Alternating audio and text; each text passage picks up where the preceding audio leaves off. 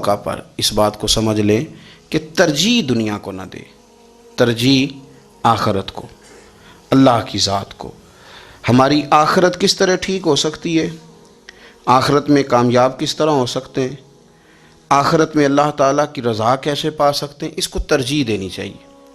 نبی پاک صلی اللہ تعالیٰ علیہ وسلم کے بہت سارے صحابہ بڑی شانوں والے، ایک صحابی کا ہم آج ذکر کرنے جا رہے ہیں جن کا نام ہے حضرت ابو ذر غفاری رضی اللہ تعالیٰ۔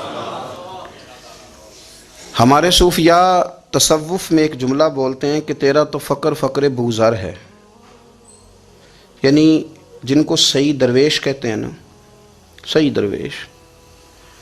مولا علی شیر خدا رضی اللہ تعالیٰ عنہ فرمایا کرتے دو ہی تو بندے ہیں جو رب کے رستے میں کسی شے کی پرواہ نہیں کرتے۔ حضور کون سے؟ فرمایا ابو ذر غفاری ہے اور دوسرے علی المرتضیٰ ہے۔ مولا علی فرمایا کرتے یہ نا مسلمانوں میں سے چوتھے یا پانچویں مسلمان ہیں۔ شروع سے ایک سلیم الطبع آدمی، کچھ لوگ طبعاً بڑے نفیس ہوتے ہیں، طبعاً اللہ کی طرف سے شروع سے ہی۔ ان کا جو قبیلہ تھا بنو غفار وہ راہزنی کرتا تھا، لوگوں کو لوٹ لیتا تھا۔ شروع میں یہ کام کیا لیکن جب کچھ لوگوں کی چیخیں کانوں میں گئیں تو چھوڑ دیا، فرمایا نہیں یار طبیعت نہیں مانتی۔ اور نبی پاک کا کلمہ پڑھنے سے پہلے ہی بتوں کی پوجا چھوڑ کے رب کی عبادت شروع کر دی۔ لوگ پوچھا کرتے تھے آپ عبادت تو کرتے تھے پر منہ کدھر کرتے تھے؟ فرماتے تھے جدھر وہ کرا لیتا تھا کر لیتے تھے۔ کسی نے انہیں بتایا کہ مکے میں ایک شخص ہیں جنہوں نے اعلان نبوت کیا ہے، آپ کی طرح کی باتیں کرتے ہیں۔ انہوں نے اپنے بھائی کو بھیجا، ان کا نام انیس تھا، پتہ کر کے واپس آئے، بھائی کہنے لگے ابو ذر، ان کا نام جندب ہے، اصل میں ذر ان کے بیٹے کا نام ہے اور کنیت سے زیادہ معروف ہیں، ابو ذر غفاری کہلاتے ہیں۔ فرماتے ہیں کہ بھائی نے آ کے بتایا کہ وہ نیکی کا حکم دیتے ہیں، برے کاموں سے منع کرتے ہیں، صلہ رحمی کا پیغام دیتے ہیں، لیکن لوگ سارے مخالف ہیں۔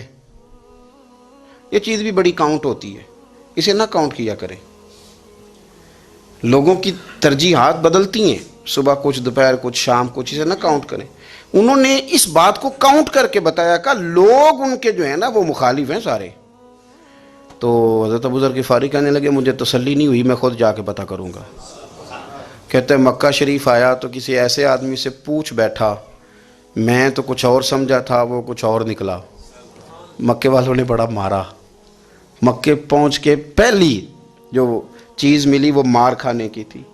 اب میں ڈرتے کسی سے پوچھتا ہی نہ، بھوک بھی بڑی تھی، رہنے کو جگہ نہیں تھی، حرم شریف میں لیٹا رہتا تھا۔ میرے نصیب دیکھو، مجھے ایک شخص نے آ کے ہلایا، کہنے لگے اگر مناسب سمجھیں تو میں آپ کو دیکھ رہا ہوں کافی دیر سے، آپ کوئی پردیسی ہیں، آپ کا اپنا مہمان نہ بنا لوں؟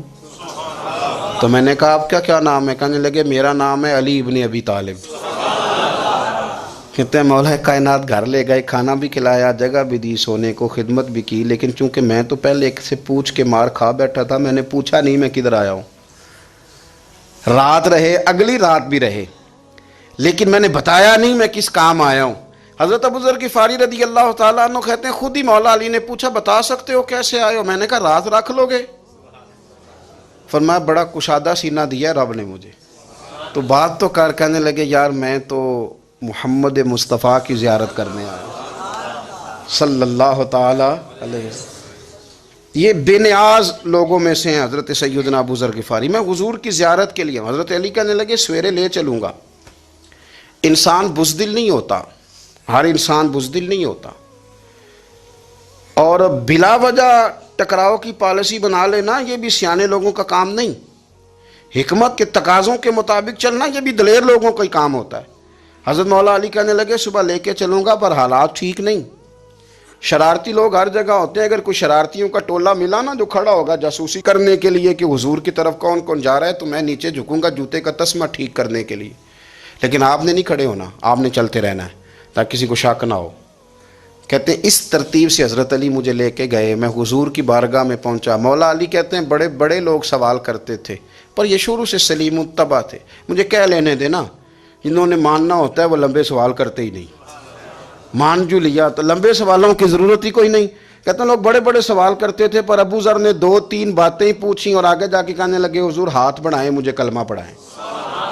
نبی پاک صلی اللہ علیہ وسلم نے کلمہ پڑھایا، فرمایا باہر جا کے نا ابھی ذکر کرنا کہ تم مسلمان ہو گیا، یہ ماریں گے۔ عرض کی حضور انہیں مارنے دے، میں آیا بھی مار کھا نہیں ہوں۔ انہیں مارنے دے نا. پڑا فلک کو کبھی دل جلوں سے کام نہیں. داغ دہلوی نے کہا تھا پڑا فلک کو کبھی دل جلوں سے کام نہیں، اور جلا کے راکھ نہ کر دوں تو داغ نام نہیں. ماری تو کھانے آئے ہیں، مارنے دیں، کرنے دیں زور جتنا لگانا ہے لگانے دیں. باہر جا کے اعلان کیا، مکے والوں نے مارا، اتنا مارا کہ بے ہوش ہو گئے. پھر کسی نے بتایا کہ تم نے گزرنا بھی ہے ان کے علاقے سے، بنو غفار سے. پھر ان کا پتہ بھی ہے یہ لوگ بڑے سخت ہیں. پھر چھوڑا. تبن بڑے جلالی تھے، زاہد مزاج تھے. فرماتے تھے کہ جو تمہاری ضرورت سے زیادہ ہے وہ سارا صدقہ کرو. کنز کے معاملے میں ان کا رویہ یہ تھا. صرف حضرت صدیق اکبر کو کچھ نہیں کہا انہوں نے، باقی حضرت عمر جیسے آدمی کو بھی کھڑا کر کے کہہ لیتے تھے یہ مال کیوں رکھا ہوا ہے خزانے میں، بانٹتے کیوں نہیں سارا. اور جناب عثمان غنی رضی اللہ تعالیٰ عنہ کے ساتھ تو باقاعدہ کئی دفعہ اس موضوع پر گفتگو کی. وہ کہتے تھے کہ جب اللہ کہتا ہے قرآن میں کہ مال دولت جمع نہیں کرنی، تو وہ جو لوگ تھے وہ بھی بڑی شانوں والے تھے. وہ کہتے تھے کہ اللہ نے جب زکوٰۃ فرض کی تو مال جمع ہوتا ہے تو زکوٰۃ فرض ہوتی ہے نا. جب فطرانے کا کہا تو مال ہوتا ہے تو فطرانہ آتا ہے نا. تو آپ جو کہہ رہے ہیں وہ ٹھیک ہے، پر آپ اعلیٰ بات کر رہے ہیں تقوی کی، سارا بانٹو. تو حضرت ابو ذر غفاری کہتے تھے چلو ٹھیک ہے تمہاری بھی بات مان لیتا ہوں، پر یہ بتاؤ مدینے والے کا اپنا طریقہ کیا ہے. کہ بھئی حضور کا طریقہ تو وہی ہے جو آپ بتا رہے ہیں. تو فرمانے لگے پھر اس رستے نہ چلیں جو رستہ مدینے والے رسول کا ہے. اور حضور سے، نبی پاک سے عشق کرتے بڑا کھل کے. یہ صحابہ صفہ میں سے تھے. کلمے پڑھنے کے بعد چونکہ طبیعت جلالی تھی تو حضور نے بھیج دیا، فرمایا واپس جاؤ اپنے قبیلے میں تبلیغ کرو. واپس گئے، بھائی کو مسلمان کیا، والدہ کو مسلمان کیا، قبیلہ سارا مسلمان کیا، وہیں رہے. ہجرت مدینہ کے بعد آئے تبوک کے موقع کے قریب، اور حضور نے اصحاب صفہ میں رکھ لیا. نوکری کرتے مدینے والے رسول کی، دلیر آدمی تھے، بڑا قبیلہ تھا، پر ڈیوٹی کرتے، ڈیوٹی خدمت کرتے. ایک بیٹا تھا زار اس کا نام تھا، اس کی ڈیوٹی لگائی تم نے میرے نبی پاک کے اونٹ چرانے. ڈاکو آئے تو صاحبزادہ اونٹوں کی، اونٹنیوں کی حفاظت کرتے شہید ہو گیا. اور یہ انوکھا بندہ ہے جس نے شرط لگائی تھی کہ میں نے کالی سیاہ رنگ کی عورت سے شادی کرنی. انوکھا بندہ ہے. ایک بیٹی تھی، ایک بیٹا، بیٹا شہید ہو گیا. بیوی سے کہا تم نے نبی پاک کے گھر میں خدمت کرنی ہے، حضور کے گھر والوں، اور میں نبی پاک کی نوکری کروں گا. حضور کی خدمت کرتے، ہر وقت خدمت میں رہتے. اور حضور جب آتے نا، صحابہ صفہ میں یہ شامل تھے جو لوگ دین سیکھتے. حضور جب آتے تو سب سے پہلے آ کے حضرت ابو ذر غفاری کا پوچھتے، بلائیں. اور جب بات کرتے حضور تو بار بار ان کو مخاطب کر کے بات کرتے. حضرت ابو ذر غفاری رضی اللہ تعالیٰ عنہ کا نبی پاک سے اتنا پیار کہ ہماری بھی مشکل حل کر دی. ابو داؤد شریف میں موجود ہے. ایک دن کہنے لگے یا رسول اللہ صلی اللہ علیہ وسلم، اگر کوئی بندہ کسی سے پیار بڑا ہی کرے پر اس جیسے عمل نہ کر سکے، کوشش کرے کرنا. لوگ ہمیں کہتے ہیں نا جی پیار بڑا، عمل بھی تو کرو نا. بھی کرنا چاہیے، پر انسان ہے نا، غلطی بھی تو ہو ہی جاتی ہے. اب ہم عمل نہیں کر سکتے تو تم ہمیں پیار بھی نہیں کرنے دو گے. مہربانی کرو، پیار تو کرنے دو نا. حضرت ابو ذر غفاری نے کہا، ابو داؤد شریف میں موجود ہے، یا رسول اللہ صلی اللہ تعالی علیہ وآلہ وسلم، حضور پیار بڑا کرے پر ان جیسے عمل نہ کرے تو حکم کیا ہے؟ تو حضور نے فرمایا پیار سچا کرے، اللہ قیامت کے دن جس سے محبت کرے گا نا اس کے ساتھ ہی دونوں کو اکٹھا فرما دے گا. تو حضرت ابو ذر نے فوراً کہا، حضور پھر مجھے آپ سے بھی بڑا پیار ہے، رب سے بھی بڑا پیار ہے. فرمایا فکر نہ کرنا، جنت میں اکٹھے ہی جائیں گے. اتنی محبت رسول پاک کی ذات کے ساتھ حضور کی نوکری کرنا. ایک دن خدمت کرتے کرتے سو گئے. حضور مسجد میں آئے پتہ کرنے کہ ابو ذر آرام کر رہا ہے. یہ بھی مزہ ہوتا ہے، خیال رکھنا اپنے درویشوں کا، کیا کھایا، کیا پیا، کہاں سوئے. حضور رات کو آئے، یہ سوئے ہوئے تھے.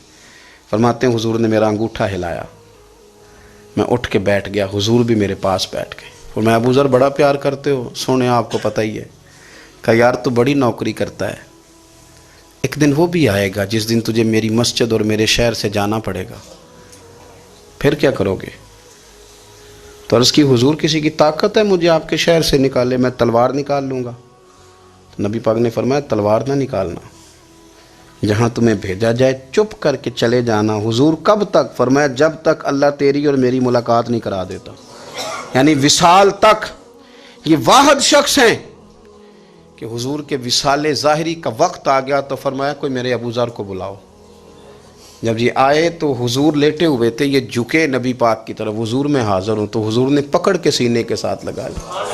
میرے رسول پاک صلی اللہ علیہ وسلم کی خدمت میں ایک دفعہ عرض کرنے لگے حضور مجھے صوبے کا گورنر بنا دیں، تو نبی پاک نے فرمایا ابو ذر میں عہدے پسند نہیں کرتا، تو تمہیں بھی میں کہتا ہوں عہدہ نہ لینا، تمہیں بھی کہتا ہوں عہدہ نہ لینا۔ فرمایا ابو ذر میں جو چیز اپنے لیے پسند کروں گا تمہیں بھی اسی کا مشورہ دوں گا، تم بندے اچھے ہو پر یہ کام تمہارے بس کا نہیں ہے۔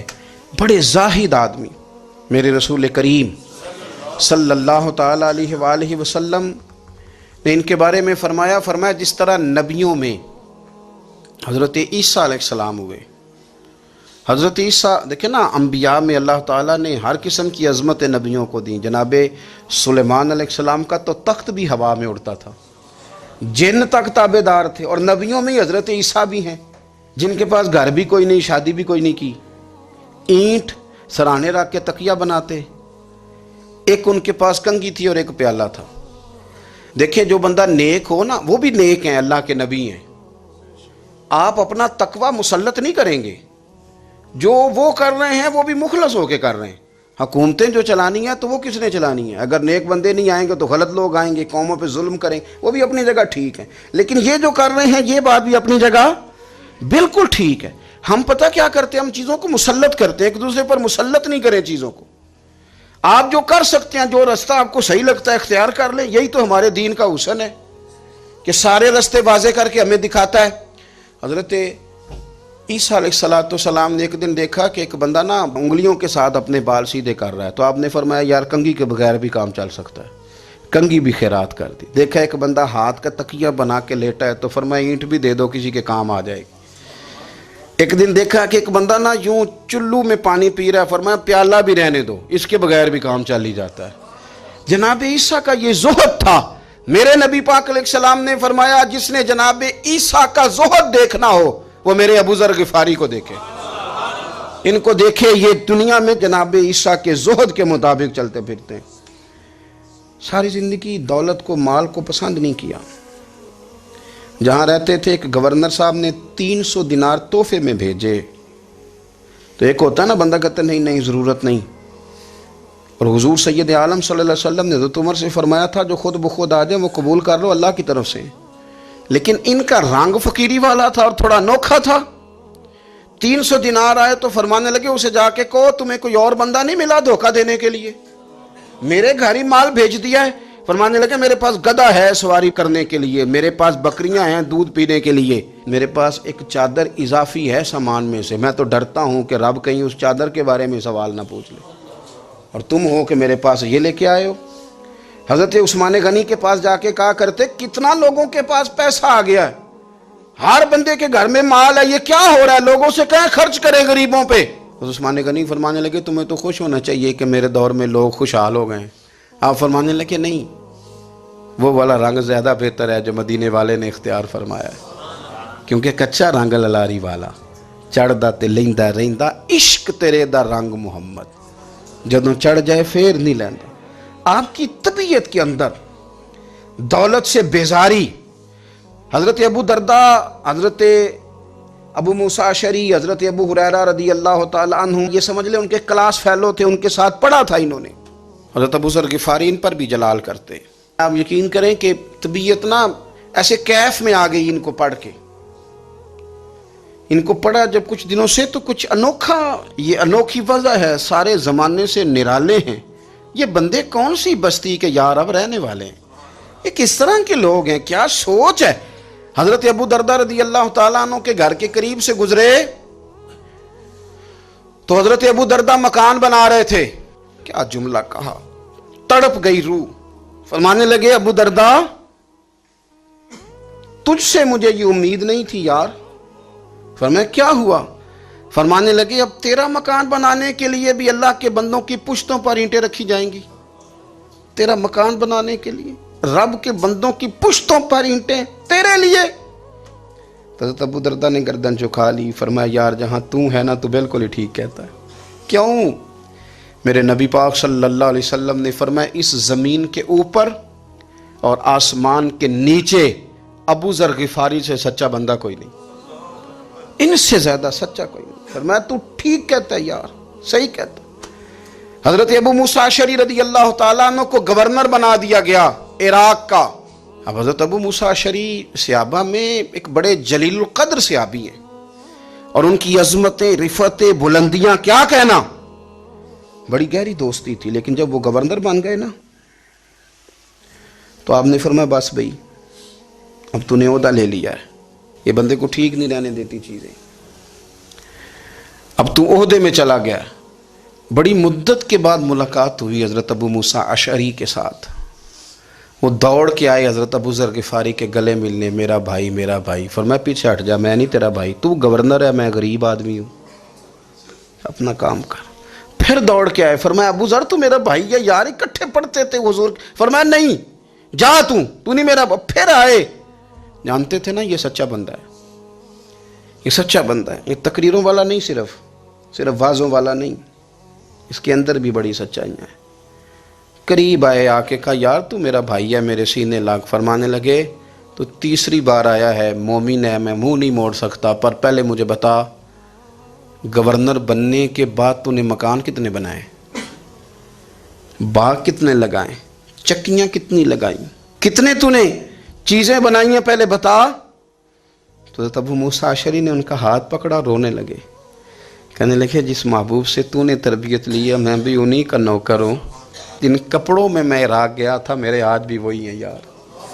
کیا بات کرتا ہے تو، میرے وہی ہیں۔ مجھے بتا اگر یہ عہدے خدمت کے ہم نہیں لیں گے تو پھر کیا ظالموں کو دیں گے، غیروں کو دیں گے؟ نہ کر، کچھ نہیں بنایا۔ حضرت سیدنا ابو موسیٰ اشعری رضی اللہ تعالیٰ عنہ روئے، اور جب کہا نا کوئی شے نہیں میرے پاس، تو فرمایا اچھا چل آ جا، پھر سینے لگ جا، تو واقعی میرا بھائی ہے۔ پھر حضرت ابو ذر غفاری نے محبت فرمائی، وہ درویشی، وہ فقیری، وہ سادگی، وہ نورانیت، وہ دل کے ساتھ اندر۔ ہمارے تو بہت سارے لوگ ہیں جو کہتے ہو کہاں لے جانا ہے مال، کیا ضرورت ہے مال کی، ہر وقت مال کی مخالفت کرتے ہیں، لیکن دل ان کا کہتا ہے کہ آئے صحیح، کسی طریقے سے پہنچے صحیح۔ حضور نے فرمایا بعض لوگوں کی زبانیں شہد سے زیادہ میٹھی، دل بھیڑیے سے زیادہ خطرناک۔ اوپر سے کہہ کچھ رہے ہیں، اندر حالات کچھ اور ہیں۔ لیکن حضرت ابو ذر غفاری رضی اللہ تعالیٰ عنہ دوری دولت سے، آپ فرماتے کیوں ہیں لوگوں کے پاس مال، کس لیے اتنا مال جمع کیا ہے؟ کیا ساری غریبی ختم ہو گئی ہے، غربت مٹ گئی ہے ساری؟ کیوں لوگ مال بناتے ہیں؟ ایک اور آپ کی کلاس فیلو تھے جو بصرے کے گورنر بنے، عبداللہ بن عامر رضی اللہ تعالیٰ۔ ایک صاحب سے ملاقات ہوئی، جناب نافع تائی ان کا نام تھا، تو حضرت ابو ذر غفاری سے وہ بڑے شوق سے ملنے آئے، حضور کے صحابی سمجھ کر کے۔ فرمایا کہاں کے رہنے والے ہو؟ کہا میں تو بصرے کا رہنے والا ہوں۔ فرمایا وہاں میرے ایک کلاس فیلو ہیں عبداللہ بن عامر، کہا وہ تو آج کل گورنر ہیں۔ فرمایا میرا ایک پیغام دے دو گے اس کو جا کے؟ کہا حضور دے دوں گا۔ فرمایا اس سے جا کے کہنا تو گورنر بن کے بھی زندہ ہی ہے، اور میں پانی کا پیالہ پیتا ہوں، کھجور کھاتا ہوں اور رب کی عبادت کرتا ہوں، میں بھی تو زندہ ہی ہوں نا، تو بھی زندہ ہی ہے، اس سے آگے کچھ نہیں ہے، اور میں کھجور کھاتا ہوں، پانی کا پیالہ پیتا ہوں، میں بھی تو زندہ ہوں نا۔ اللہ اکبر۔ نافع تائی کہتے ہیں اس پیغام کی سمجھ نہیں آئی، لیکن میں لے کے گیا، عبداللہ بن عامر سے میری ملاقات ہوئی، تو میں نے کہا جی ایک پیغام دینا ہے، تو انہوں نے کچھ توجہ نہیں کی۔ جب میں نے بتایا نا کہ حضرت ابو ذر غفاری کا پیغام ہے، تو ان دونوں آنکھیں کھول دیں، کہنے لگے جلدی بتاؤ انہوں نے کیا کہا ہے۔ فقر اور درویشی کے رستے پہ چلنے والوں کے امام سیدنا ابو ذر غفاری نے کیا کہا ہے؟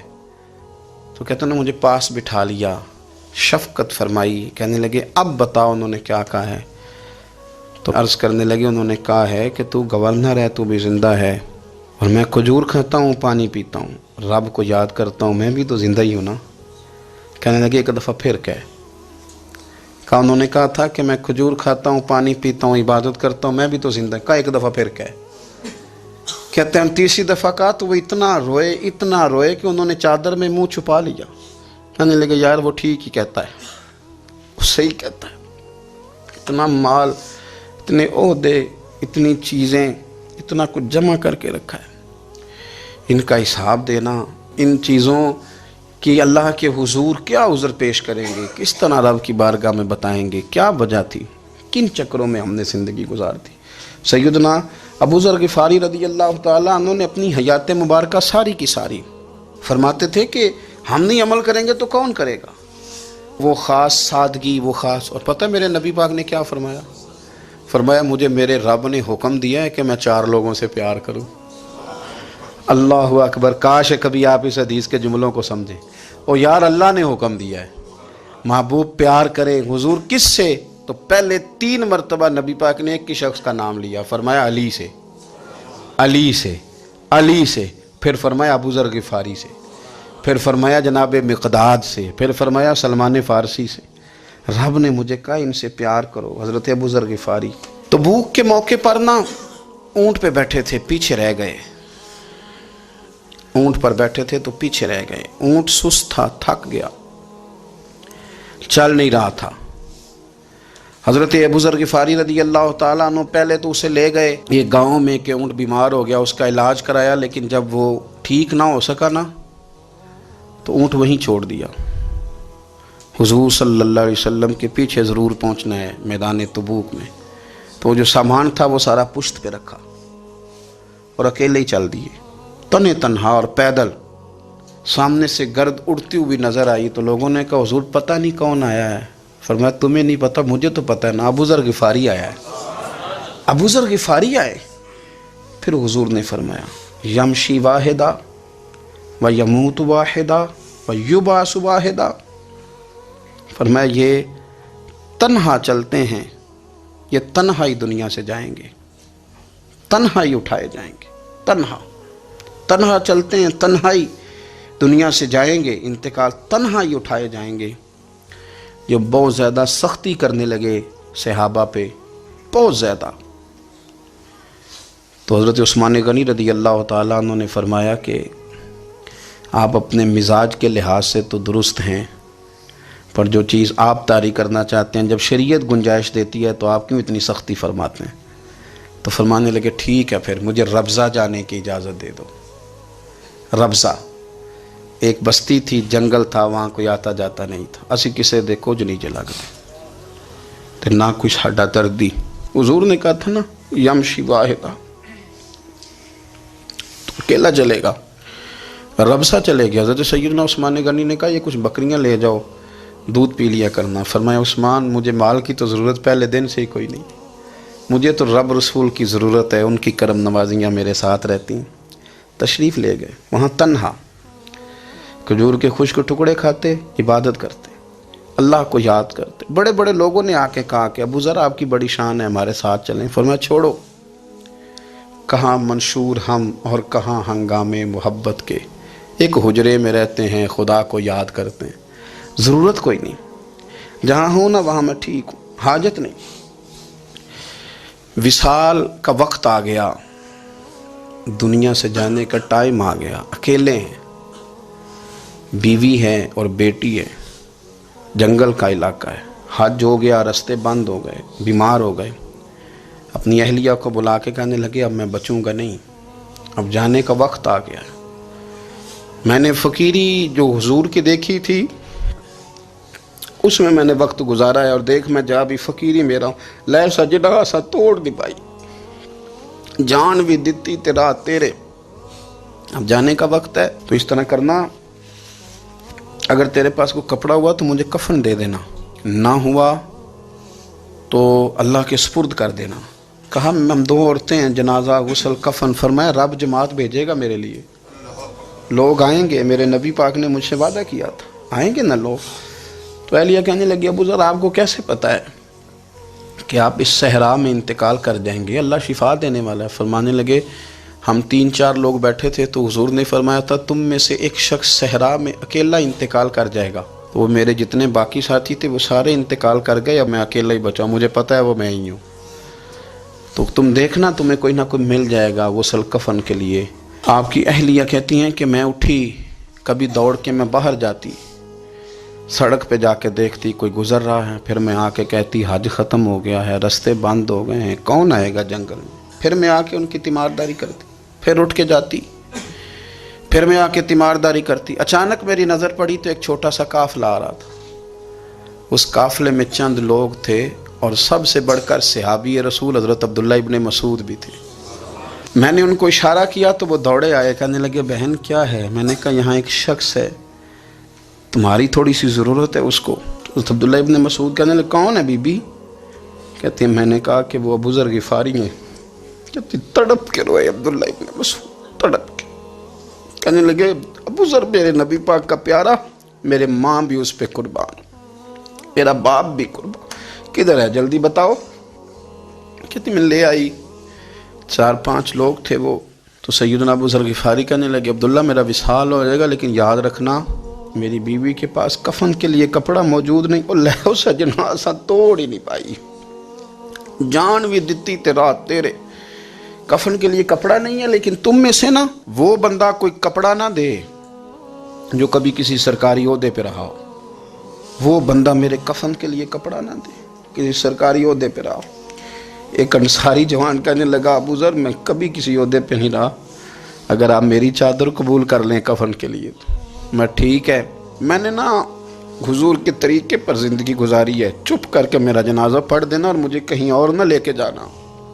اسی کسی دے کچھ نہیں لگتے تو نہ کوئی ساڈا دردی یہیں کسی صحرا میں جنگل میں یہیں کوئی قبر کھود کے مجھے دفن کر دینا, مجھے جانے نہیں ہے کسی جگہ. حضرت عبداللہ ابن مسعود رضی اللہ تعالیٰ عنہ نے جنازہ پڑھایا اور اس درویش کو جو 5ویں یا 4تھے مسلمان ہیں ان کو وہاں دفن کیا.